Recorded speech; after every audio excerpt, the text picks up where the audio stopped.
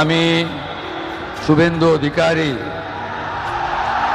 ঈশ্বরের নামে শপথ করিতেছি যে বিধি দ্বারা স্থাপিত ভারতের সংবিধানের প্রতি আমি অকৃত্রিম নিষ্ঠা ও আনুগত্য পোষণ করিব। আমি ভারতের সার্বভৌমত্ব ও অখণ্ডতা রক্ষা করিব।